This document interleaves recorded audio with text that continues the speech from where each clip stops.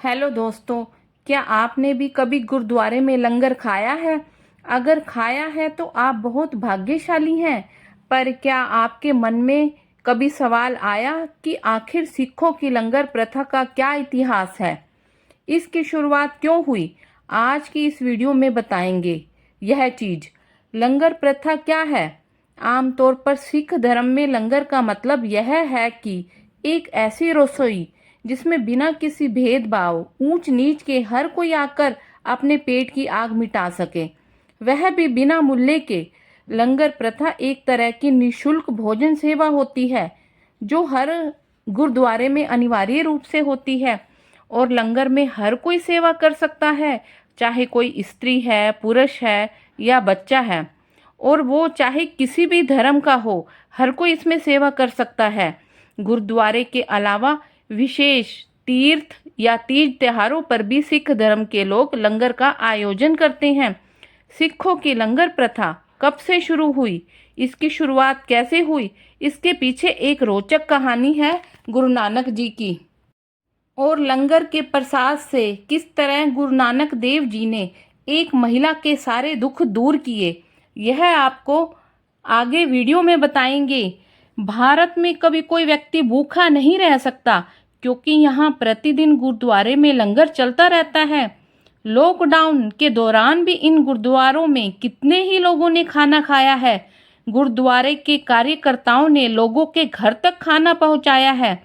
देश में कई गुरुद्वारे ऐसे हैं जहां 24 घंटे लंगर चलता रहता है।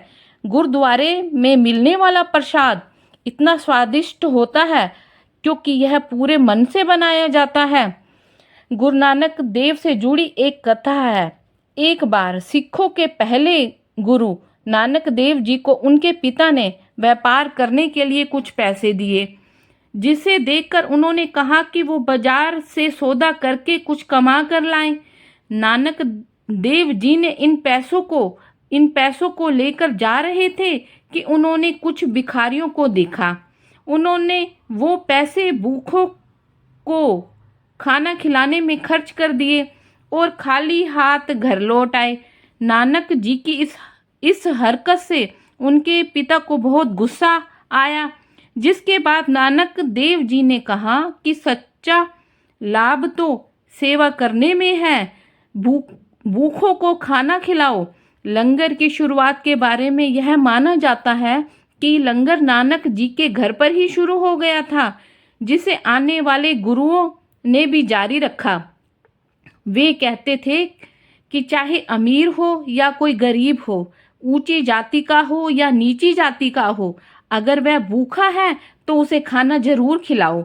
इसलिए गोल्डन टेम्पल में 4 दरवाजे हैं जो यही संदेश देते हैं कि व्यक्ति कोई भी हो, उनके लिए चारों दरवाजे खुले हैं। आम लोगों के साथ खाना खाने से हमें खुशी मिलती है। गुरु नानक जी कहा करते थे कि गुरु बनने का मतलब यह नहीं कि आप गद्दी पर बैठिए, बल्कि आम लोगों से मिलिए, उनके साथ खाना खाइए, उनसे बात कीजिए, तभी सच्ची खुशी मिलती है। और इन्हीं विचारों को आगे गुरुओं ने भी जारी रखा। सिख समुदाय इसलिए सेवा सहायता करने में सबसे आगे रहता है। यूं तो दुनिया भर में कितने गुरुद्वारे हैं, सभी में लंगर होता है, मगर अमृतसर में गोल्डन टेम्पल जिसे कहा जाता है, यह यहाँ दुनिया का सबसे बड़ा लंगर होता है। एक अनुमान के अनुसार यहाँ पर रोजाना 1 लाख लोगों को निःशुल्क भोजन कराया जाता है। अनुमान के मुताबिक स्वर्ण मंदिर यानी गोल्डन टेम्पल में रोज के 500 किलो देसी घी, 70 से 80 क्विंटल आटा, 20 क्विंटल दाल सब्जियां और 100 गैस सिलेंडर और कितनी लकड़ियों का उपयोग होता है। मेरे विचार से हर रोज गुरुद्वारे में सैकड़ों से लाखों लोगों को खाना खिलाना कोई आसान काम नहीं होता है। इससे यह पता लगता है कि सिखों को अपने धर्म के प्रति कितना लगाव है। व्यक्तिगत रूप से कहें तो मैंने भी कई बार लंगर में खाना खाया है और खिलाया भी है, पर वहाँ पर जो लोग खाना खिलाते हैं वो लोग बड़े प्यार से खाना खिलाते हैं संगत को। और यह चीज़ कोई नहीं देखता कि खाना खाने वाले हिंदू हैं या मुसलमान, वहाँ पर तो बस सभी को खाना ही खिलाया जाता है। चलिए आपको गुरु नानक देव जी की एक साखी सुनाते हैं कि लंगर के प्रसाद से किस तरह गुरु नानक देव जी ने एक महिला के सारे दुख दूर किए। एक बार गुरु नानक देव जी एक नगर में गए, वहाँ सारे नगरवासी इकट्ठे हो गए और वहाँ पर एक महिला गुरु नानक देव जी से कहने लगी, महाराज मैंने सुना है आप सभी के दुख दूर करते हो, मेरे भी दुख दूर करो। मैं तो रोज रोटी अपने घर से बनाकर लंगर में बांटती हूँ, फिर भी मुझे सुख क्यों नहीं महसूस होता। गुरु नानक देव जी ने कहा, तुम दूसरों का दुख अपने घर लाती हो, इसलिए दुखी हो। महिला बोली, महाराज मुझे कुछ समझ नहीं आया, मैं अज्ञानी हूँ, मुझ अज्ञानी को ज्ञान दो। फिर गुरु नानक देव ने पूछा, तुम जो रोटी लंगर में बांटती हो उसके बदले में वहाँ से क्या लेकर आती हो।